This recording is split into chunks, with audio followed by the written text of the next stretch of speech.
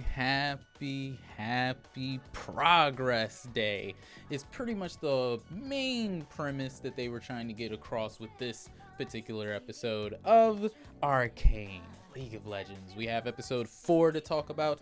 I know I'm a little late. A lot of emotional issues going on in this head, but I'm slowly getting over it because this show is too goddamn good for me to need to stay down. What the fuck? I've seen this entire 6 episodes multiple times over the course of these past 2 weeks.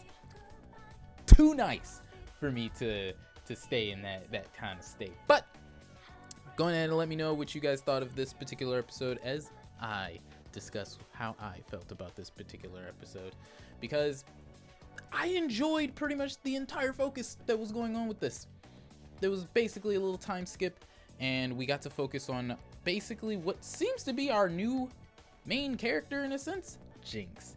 But go ahead and get yourselves strapped in, a little locked in, set that beautiful like button ablaze for me, subscribe, and join the Zebra gang, and be sure to be ready for the next episode, the next act, I guess you could call it, of Arcane, which comes out tomorrow, as well as my next 2 episodes of the episode 5 and 6 going up tomorrow, as well as the overview of these of Act 2. And Act 3 will hopefully come out a lot sooner on this channel and my TheFlamingZebra 2 channel than Act 2 has so far. But anyways, as I said, this episode was focused around Progress Day, which basically kind of is like a inventors and innovators showcase type day. And it turns out that Heimerdinger wants Jace to go on ahead and take front line and give a presentation for Piltover. In his place, we can tell that it is a time skip because JINX has aged quite a bit, Caitlyn seems to have aged quite a bit, and Jace has a little bit of slight age to him, as well as sadly a little bit of progression in a particular character's health. Victor is not looking good.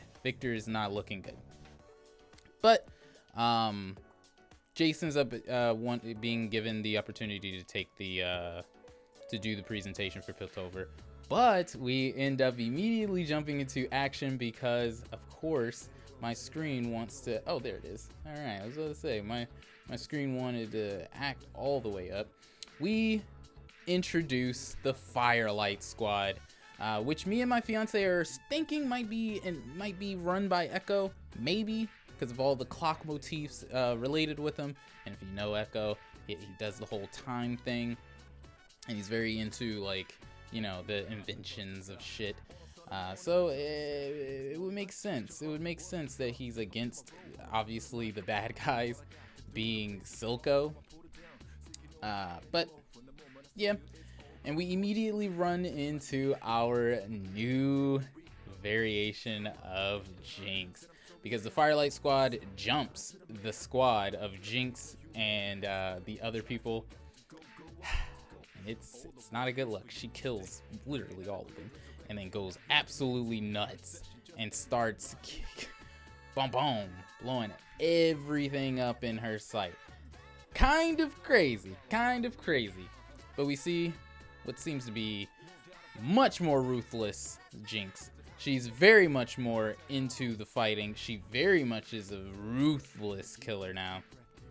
She she runs into somebody who happens to look like JINX in the, not JINX, but Vi in the Firelight group, and freaks out and opens fire on everybody, including her own teammates. So cool beans. Then we go on over to Heimerdinger, coming over to Jason Victor's home so that they can show what exactly they want to use as the presentation. And it's basically a stronger, more concentrated, actual useful source of power for these crystals, these Hextech crystals that now are able to power weapons and everything, and he wants to use them to give to everybody in order to allow them to better their lives and stuff. Same old Jace things. Wants to go into the future. And then Heimerdinger's like, maybe in a decade. Maybe in a decade. And these niggas are like, what? Do you not see Victor? He is about to die. Like, Victor is not looking good in this episode. But because of the open fire, Jinx ends up, harming one of the members from Silco's group. We find a little bit more about Marco being a part of the whole situation. We eventually find out that, yeah, Silco basically took in Jinx as as his daughter in a sense, and now kind of gives her very obvious favoritism treatment. So a little weird to me if you ask me. Then we start to see a little bit more of the whole breakdown of Jinx. She has a little hideout where she makes shit, blows up shit. Victor's very scared of his little presentation. He doesn't go out there, of course. So it's just Jace.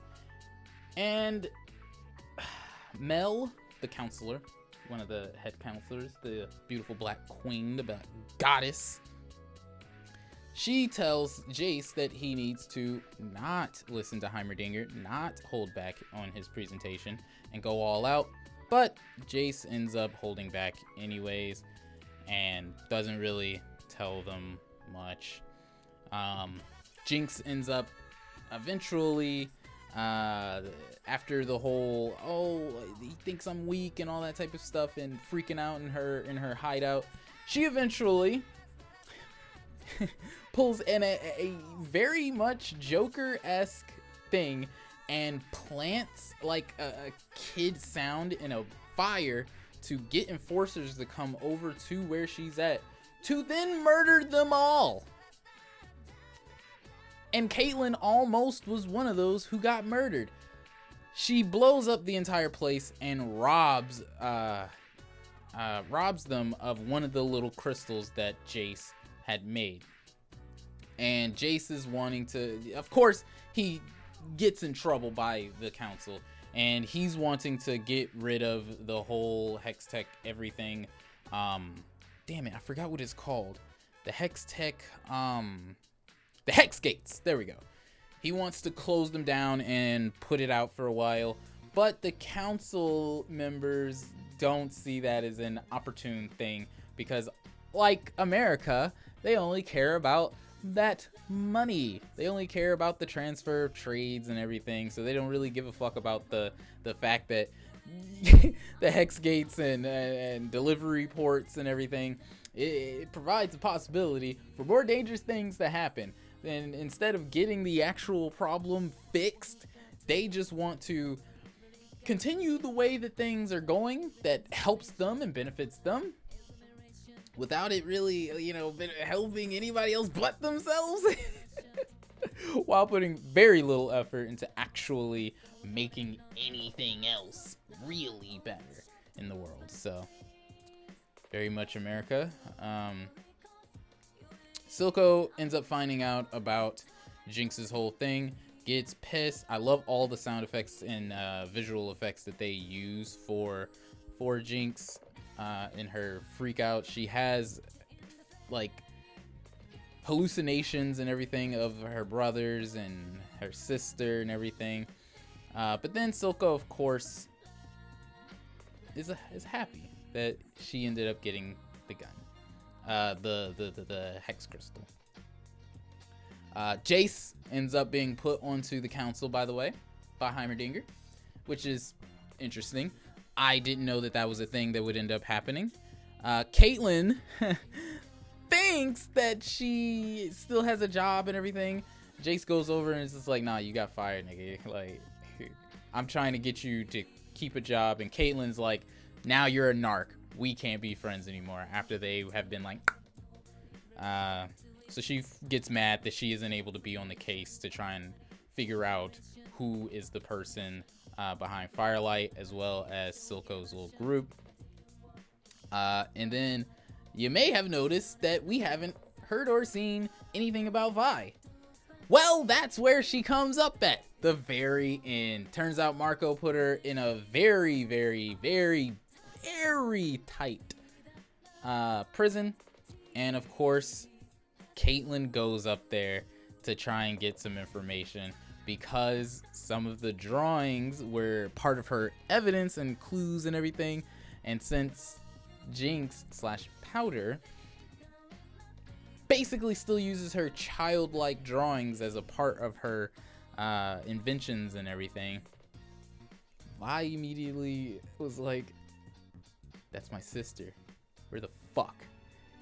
And that's pretty much the end of episode 1 of Act 2, or episode 4, you know? And I'm pretty happy about this. It was pretty dope because the very next episode is entirely centered around Vi. Well, for the most part, it's centered around Vi.